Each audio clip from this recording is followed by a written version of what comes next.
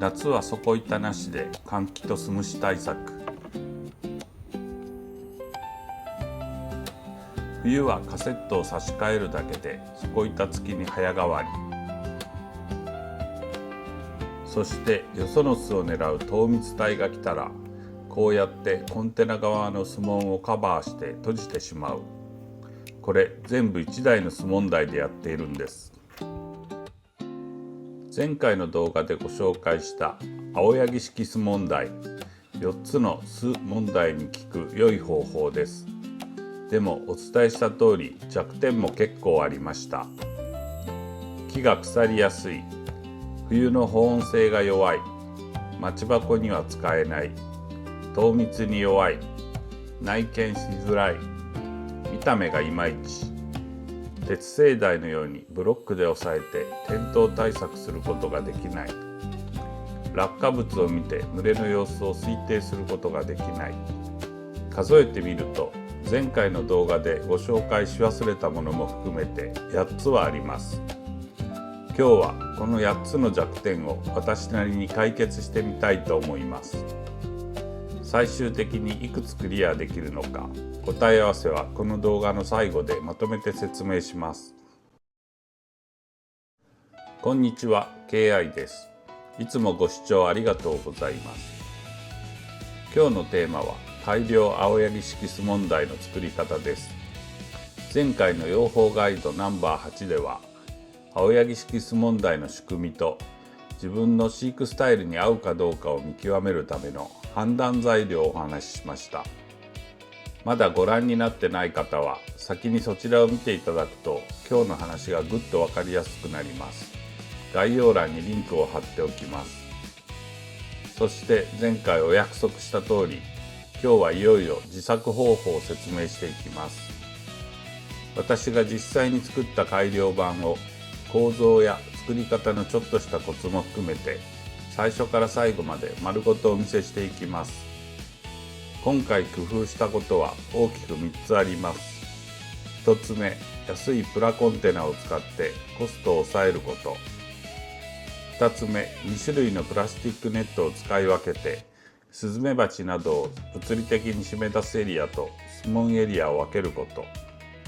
3つ目、巣門や底板を季節ごとに切り替えられるカセット式とすること。この3つを軸にできるだけ分かりやすく説明していきます。それでは早速やっていきましょう。まずごくごく簡単に前回のおさらいをさせてください。青柳式というのは一言で言えば底なし構造の巣問題です。重箱式巣箱の一番下の底板を取り払って巣くずを地面に直接落としてしまう。これだけで4つの巣問題、すなわち巣くず、巣虫、巣落ち、スズメバチとおまけの死問題、湿気にも効くというとても良い方法でしたね。たださっきお見せした通り弱点も結構ありました。それを踏まえて私が改良してみたいわば KI 式は主に3つの工夫でできています。1つ目はコスト。青柳さんがおすすめされているちょうど 6mm のスリットが入ったコンテナは調べてみると1つ4000円から7000円となかなか良いお値段でした。そこで私はホームセンターやネットショップで1つ800円から1200円くらいで買える安いプラコンテナを使うことにします。2つ目は防御性。安いコンテナはメッシュの目が大きすぎてそのままだとスズメバチも素通りしてしまうんです。そこでコンテナの内側に目の細かいネットと巣門用のネット2種類を貼り分けてエリア分けします。3つ目は切り替え性。コンテナと巣箱の間に挟む巣門枠の一部を取り外せるカセット式にしました。このカセットを差し替えることで巣門の形や底板のあるなしを季節に合わせて選べるようにしています。これらの工夫をしながらできるだけシンプルな構造で自作しやすいようにしました。では実際に作っていきましょう。まずは材料からです。材料は大きく分けてプラスチックコンテナ、プラスチックネット、木材の3つを用意します。細かい寸法はブログ記事にまとめてあります。ブログ記事のリンクを概要欄に貼っておきますので、後でご確認ください。まず台の本体になるプラスチックのコンテナ、これは3つの選択肢を比べてみました。1つ目は青柳式でよく使われる岐阜プラスチック工業のリステナー MB32。スリットの幅がちょうど 6mm くらいなので、そのままスボンに使えるのが魅力です。ただ1つ4000円から7000円と高めで、色がブルーやイエローしかなくてかなり目立つんですね。青柳さんもご自身の動画中で見てくれが悪いとおっしゃっておられました。今回は参考用に1つ購入しましたが、採用は見送りました。そこで以下の3つのポイントを考慮して別のプラコンテナを探しました。1つ目、価格が安いこと。2つ目、巣箱を載せられる大きさと強度があること。3つ目、色が黒やグレーなど目立たないもの。最初に近くのホームセンターで1つ798円の再生プラスチックコンテナを見つけました。外寸が幅 520mm、奥行き 364mm、高さ 297mm ほどで、一般的な重箱の外寸29から30センチ角が十分乗ります。そして色が黒で目立たない、これがいいんです。そこはメッシュではなくベタ、つまり塞がっています。ネット販売だとホームセンターのカインズなどで扱いがあるようです。ただ安い再生品なので、屋外の耐久性はちょっとだけ心配なところではあります。次に見つけたのが今回メインで使う安全工業さんの採取コンテナ。ネットショップで1つ1100円程度で購入できました。こちらも黒で目立たずサイズも十分。違うのは底がメッシュになっている点です。後で触れますが、底がメッシュだと加工が1つ減るなどのメリットがあります。次に今回の主役、プラスチックのネットです。ここは2種類を使い分けます。具体的にはタキロンのトリカルネットとネトロンシートを使用します。内側の防護層には開口が約 3mm のネトロンシート D6。これでスムシの親のツズリガモ、スズメバチもミツバチさえも通れない壁を作ります。そしてスモンエリアには開口が約 6mm のトリカルネット N481 か約 7mm の N24 を使います。ちなみに内側の防護層にもっと目の細かい開口 2mm の N9 も検討したんです。ただこれは厚みが 0.9mm と薄くてスズメバチに噛み切られそうだなと思ってやめました。3mm のネトロンシート D6 は厚みが 1.4mm あります。これらの製品はネットショップや金網屋さんで 1m 単位で買えます。短く買うと割高なことがあるので、長めに買って8友さんたちでシェアするとお得だと思います。最後に木材です。コンテナと巣箱の間に挟む台には片面防水のコンパネ、その上に固定するスモン枠には杉板を使います。片面防水のコンパネは商品名パネコートで雨に強いので重宝します。杉は入手しやすくて加工もしやすい養蜂部材の定番。私は 36mm 厚の杉の足場板を使いました。どちらも大きめのホームセンターで手に入ります。私はホームセンターのカットサービスで希望のサイズに切ってもらいました。これ本当に楽なのでおすすめです。それではいよいよ製作に入ります。最初のステップはコンテナの加工です。加工する場所は大きく2箇所だけ。まず底面です。底がベタのコンテナの場合は、底を巣箱の内寸より少し大きくくり抜きます。ここを小さくしすぎると落ちてきたスクズが溜まってスムシの温床になってしまうので、少し大きめに開けるのがコツです。そして使うときはプラコンテナの上下をひっくり返して使います。一方、底が最初からメッシュになっているコンテナの場合はこの底のくり抜きはいりません。青柳式のやり方に頭が引きずられてしまってコンテナの底に穴を開けてひっくり返すことばかり考えていました。よく考えればひっくり返さずそのまま使ってもスクズやスムシはメッシュの間から地面に落ちます。穴を開けないので加工が一つ減りますし強度もより維持できます。次に側面です。側面の一部をスモンにするためにくり抜きます。私が使ったコンテナは四方の持ち手の下がちょうどくり抜きやすくなっていたので四角く穴を開けました。スモンの数ですが青柳さんの経験では2箇所で十分。前と風の入る左右どちらか好きな方の2箇所がベストとされています。加工も手間なので最初から4箇所開けずにまず2箇所で様子を見ることにしました。ちなみにコンテナのくり抜きにはマルチツールがすごく便利です。ジグソーでも切れますがプラスチックを切るときはマルチツールを使うとスッと切れて便利だと思います。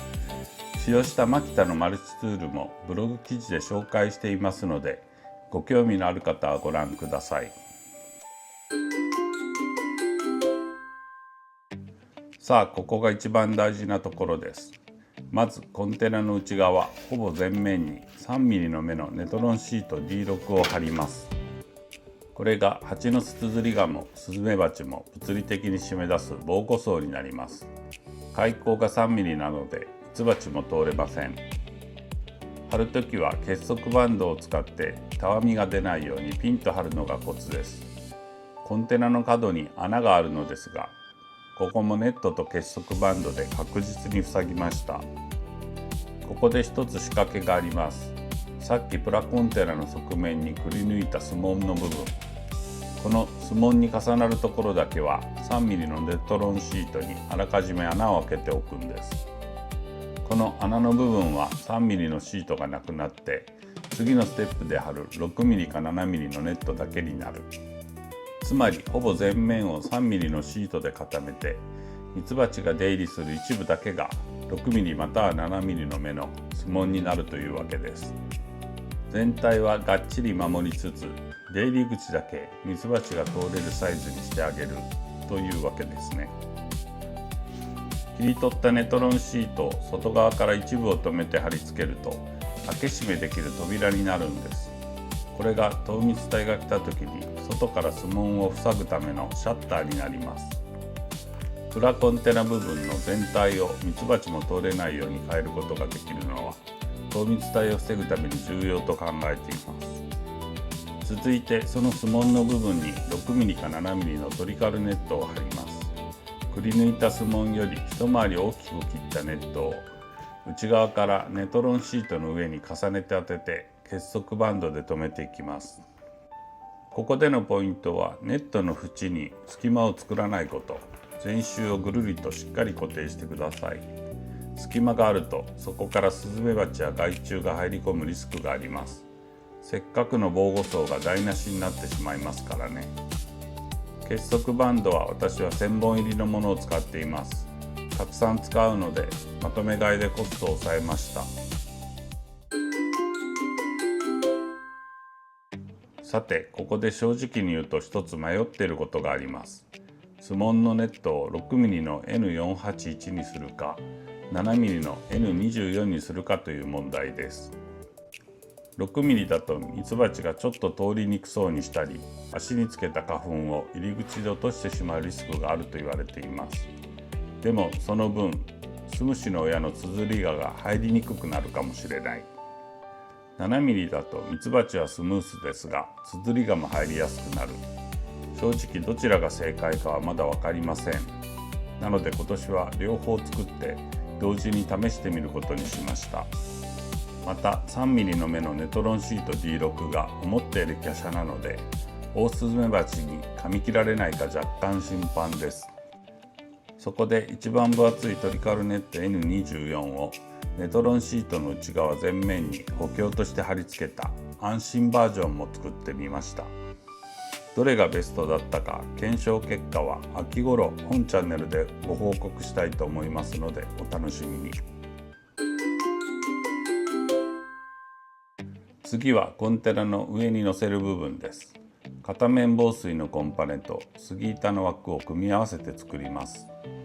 まずコンパネをプラコンテナの外寸と同じくらいの大きさにカットします。そしてその中央に四角い穴を開けます。大きさは重箱の内寸より大きくして落ちてきたスクズがたまらないようにします。私の場合は23センチ角にしました。残念ながらこの穴開けはホームセンターのカットサービスでは対応してくれませんでした。マルチツールだとカットに若干時間がかかるのでジグソーがあると便利ですね。このコンパネには向きの注意があります。防水の面を必ず上にしてください。雨は上から降ってきますから防水面を上に向けて雨を弾くようにします。このコンパネ板は後ほど端に穴を開けてコンテナの上にステンレス六角ボルトなどで固定します。次に杉板でスモン枠を作ります。スモン枠は長さ 220mm と 290mm を組み合わせています。まず 220mm の部材の左右に 290mm の部材をホーススレッドで固定します。そしてこの字型になった枠をコンパネの開口部を囲むように下側からホーススレッドで固定します。この時ビスはコンパネの下から打ち込みます。上からではなく下から。これもちょっとしたポイントです。実は今回はちょっと手を抜いてバカ穴を省略しました。杉板同士だけではなくコンパネにも留めるので強度は十分と思ったからです。ただしバカ穴は開けないのでコーススレッドは半ネジを使うことが前提です。また 3mm の下穴は必ず開けましょう。これでコンテナの上に乗せる台とカセットをはめ込むこの字型の枠の組み立てが完了です。あれ、ちょっと失敗しました。わかりますでしょうか？大事なことを忘れています。杉板の表面をガスバーナーで焼きすぎ加工をすると長持ちしますが、組み立てた後で焼こうとするとコンパネのウレタン塗装の防水加工部分まで焦がしてしまうんです。先に杉板の外側をバーナーで炙って焦がしておくと良いでしょう。ご注意ください。そして最後が差し替え式のカセット枠です。このカセット枠には一つ工夫があります。底板をスライドして入れる構造を考える場合、普通は固定枠の内側にレールをつけ、その上に底板をスライドさせて入れてレールで底板を支える構造を考えると思うのです。でも今回はあえてレールをつけません。なぜかというと底板なしで使う時にレールの上にスクズが溜まってスムシの発生源になってしまうからです。スクズが溜まる場所を構造的に作らない。これが今回の工夫です。カセットはスモンの形と底板のあるなしの組み合わせで何種類か用意しておきます。スモンの形は 7mm×130mm くらいの細長いスリットタイプと 7mm くらいの丸い穴のタイプの2種類を作りました。またスズメバチにかじられないようにステンレスのガードを取り付けます。ダイソーにちょうど良いステンレステーがありましたのでそれを使うことにしました。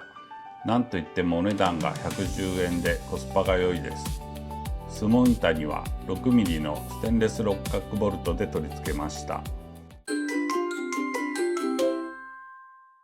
ではそれぞれのカセットを作っていきます。最初のタイプはスリットスモンで底板ありのバージョンです。差し込んだ時にちょうどスモン枠の内径を塞ぐ大きさにカットしたコンパネの上にスモン枠の一辺となる杉板を固定して作ります。コンパネの下側からコーススレッドで留めますが、皿取り切りでしっかり皿を作っておき、ビスの頭が板から飛び出ないようにします。杉板はコンパネの厚みの 12mm 分だけ高さを低くしておくことがコツです。また杉板の下側を 7mm×130mm に切り替えておくつもりとします。切り欠き加工はマキタのマルチツールを使いました。刃先が細かく振動して木材などをカットでき、またヤスリに付け替えて切断面を磨くこともできて重宝しています。このように差し込むとコンパネが底板となりますので、文法群の待ち箱用としても使えますし、冬場の底板ありの運用にすることもできます。ミツバチはプラコンテナ側のスモンは使用できないということになります。次のタイプはスリットスモンで底板なしのバージョンです。底板がないため、このカセットを使用することで青柳式とすることができるというわけです。こちらもダイソーのステンレスステーをボルトで固定します。ステーの長さは 295mm あり、290mm の巣箱から数ミリだけはみ出す感じです。カセットを差し込んだ時にステーが左右のスモン枠に当たるので、カセットが内側に入りすぎて穴から中に落ちることを防ぐことができます。さらに糖密体対策としてスモンを穴にしたバージョンのカセットも作成しました。13mm くらいの切り欠きを作って、その前にダイソーのステンレスステーを取り付けています。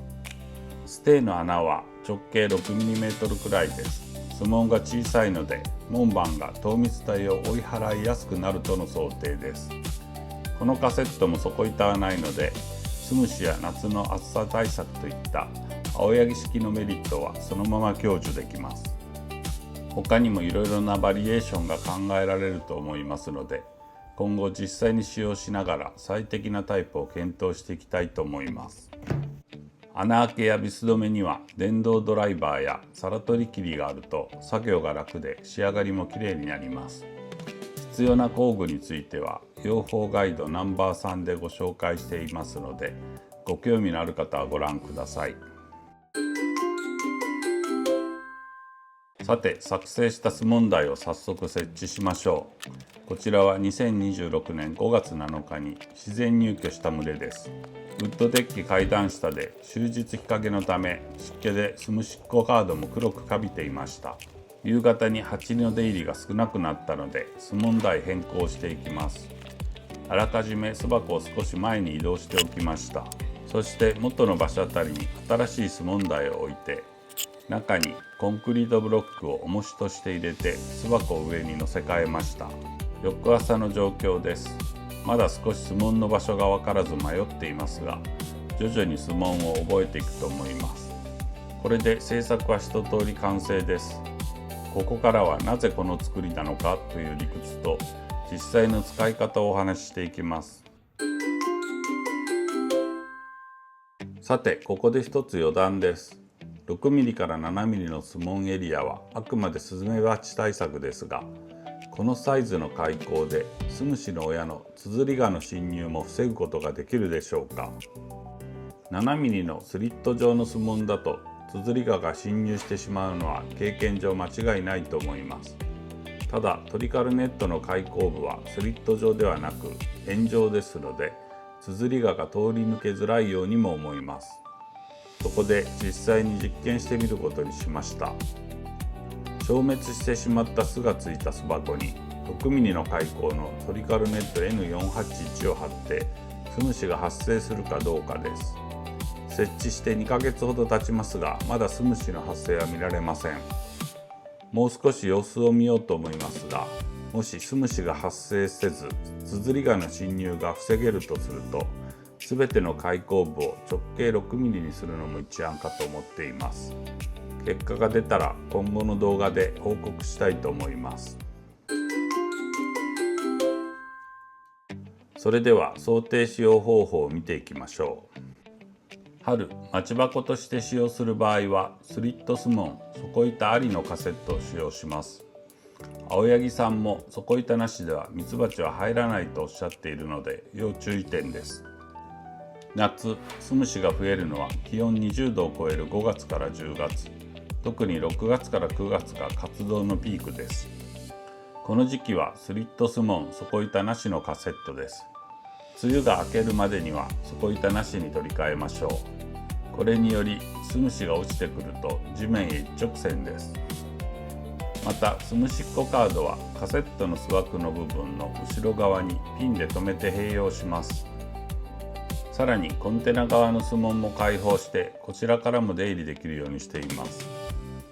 底が大きく開いていることで巣箱の中の温度上昇を抑えて夏の巣落ちリスクを下げることにつながります。仮に巣落ちしても落ちた巣で巣門が完全に塞がれて中のミツバチが全滅といったような悲劇は避けられると思います。秋、スズメバチが集団で攻めてくる夏の終わりから秋もスリット巣門底板なしのままです。スズメバチが巣門の位置を絞り込めず諦めて帰っていくか今年検証したいと思います。冬11月以降気温が下がってくると巣虫の活動はほとんど見られなくなります。青柳式の弱点として冬の保温がありましたね。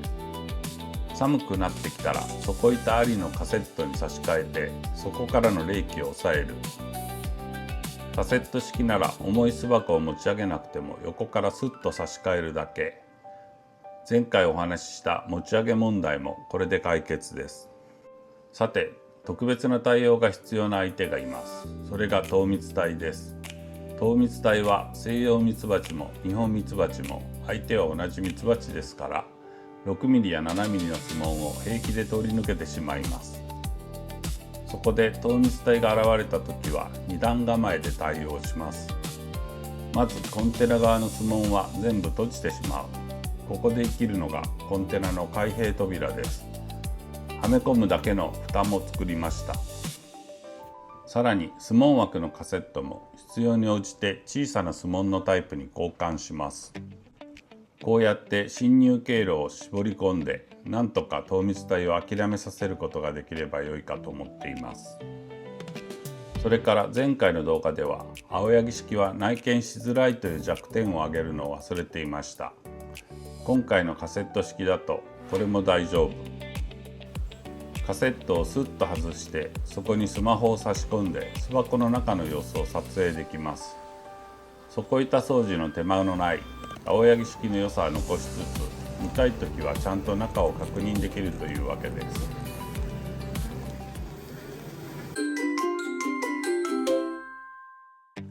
さてお待たせしました。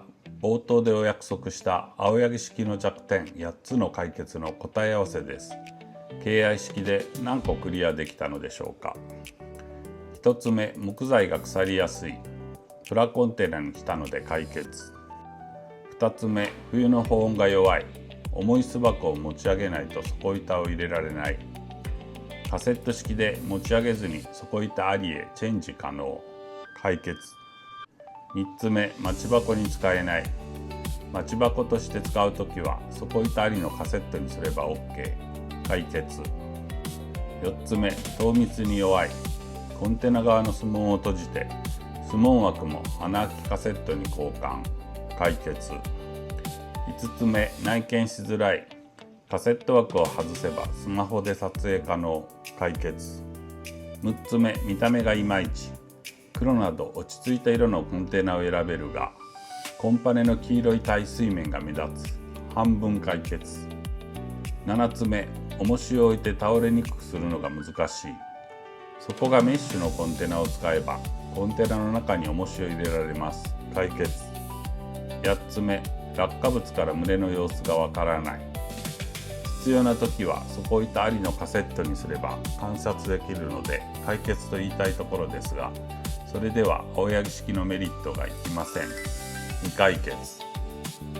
ただコンクリートブロックを重しにして中に入れて上からスマホで撮影すればブロックの上の落下物を観察できるかも。というわけで8つの弱点の多くは解決できそうです。もちろんこれはあくまで設計上の話で本格的な運用はこれからです。皆さんも作ってみて試してみませんか。ここはどうだったというフィードバックをコメントしていただけると嬉しいです。それでは今日のまとめです。改良青柳式巣問題のメリットを5つに整理します。1つ目、低コスト。安いプラコンテナとプラスチックネットを使うので1つあたり3500円から4000円くらいで作れます。2つ目、多層防御。3ミリの防護層と6ミリか7ミリのスモンでスムシやスズメバチの侵入を物理的に絞り込む。3つ目、外敵対応。スムシ、スズメバチ、糖蜜体のすべてに対応を狙う欲張り設計。4つ目、通気と巣落ち対策。底なし運用で夏の温度上昇と巣落ちリスクを抑える。5つ目、多面的対応。カセット式でスモンの種類や底板のあるなしを切り替えられる。このチャンネルでは定年後に夢中になれる趣味を探そうをテーマにニホンミツバチの飼育や果樹栽培などをご紹介しています。もしこの動画が少しでも参考になったら動画制作の励みになりますので、ぜひチャンネル登録といいねをお願いします。皆さんはどんな巣問題を使っていますか？すでに青柳式を使われている方はこれまでの実績はどうでしょうか？ぜひコメントで教えてください。次回は夏のお世話についてお話しするか、あるいは番外編としてニホンミツバチの起源についてお話ししようかと思っています。ぜひチャンネル登録して通知をオンにしてお待ちいただけると嬉しいです。ご視聴ありがとうございました。それではまた次の動画でお会いしましょう。チャンネル登録よろしくね。